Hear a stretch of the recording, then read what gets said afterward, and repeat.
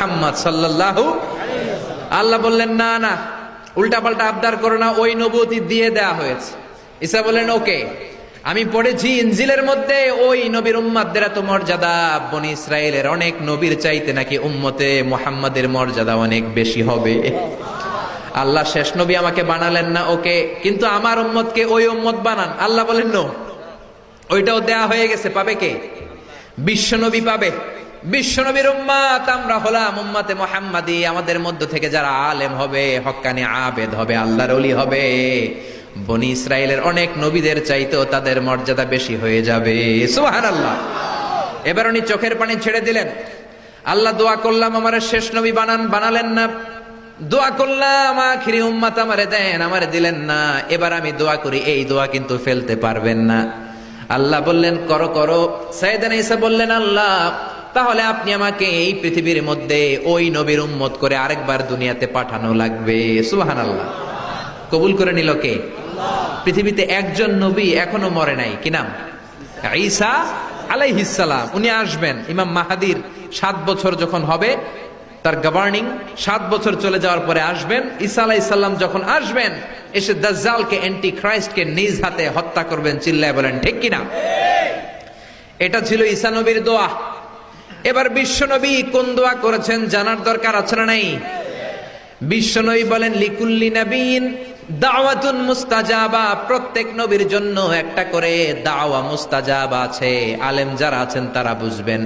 দাওয়া মুস্তাজাবা মানে এমন দোয়া যেটা কবুল হয়ে যায়। দোয়া করলেই, কথা বলেন, দোয়া করলেই কবুল।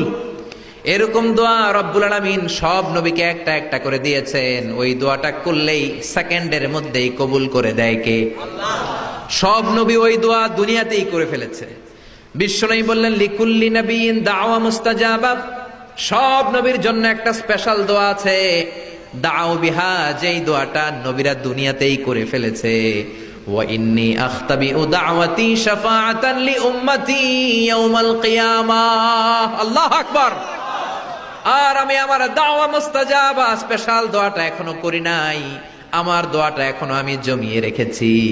কিয়ামতের কঠিন ময়দানে আমার উম্মত যখন বিপদে পড়ে যাবে, আমার উম্মতের জান্নাতে যাওয়ার ব্যাপারে ঝামেলা লেগে যাবে, আল্লাহর অনুমতি ক্রমে শাফাত করে করে আমি আমার উম্মতদেরকে জান্নাতে ঢুকিয়ে দেব। তখন আমি ওই দোয়াটা করব।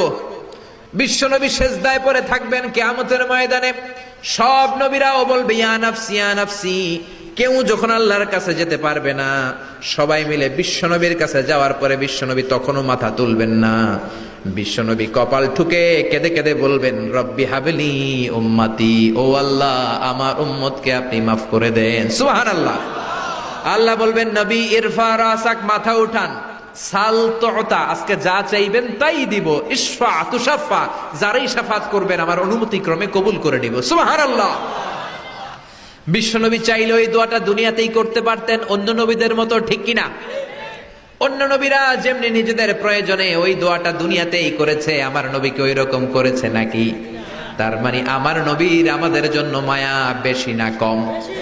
আমার জন্য রেখে দিয়েছেন ওই দোয়াটা, আপনার জন্য রেখে দিয়েছেন দোয়াটা, আমাদের জন্য দোয়াটা রেখে দিয়েছেন। আমরা যখন কিয়ামতের ময়দানে বিপদে পড়ে যাব, বিশ্বনবী দোয়া করে করে আমাদেরকে জান্নাতে ঢুকিয়ে দিবেন, ঠিক কিনা? বিশ্বনবী দুনিয়াতে কম আঘাত সহ্য করেন নাই। যেই লোকটার বাইরের চামড়া থেকে রগ দেখা যেত, রগের ভেতর দিয়ে যে রক্তগুলো দৌড়াদৌড়ি করে সেটাও দেখা যেত। সুবহানাল্লাহ। পৃথিবী এত সুন্দর মানুষ দেখে নাই। ওই লোকটাকে পাথর মেরে মেরে তায়েফের ময়দানে রক্তাক্ত করা হয়েছে 3 বার। আমি দেখে এসেছি এবার জায়গাটা। একবার আহত হলেন, আবার উঠলেন, আবার পাহাড়ের কাছে গেলেন, আবার মারা হলো, আবার পাহাড়ের ওই পাশে গেলেন, আবার মারা হলো। 3 বার পাথর মারা হলো। বিশ্বনবী নিজের কোনো প্রয়োজনে, নিজের স্বার্থের জন্য যান নাই।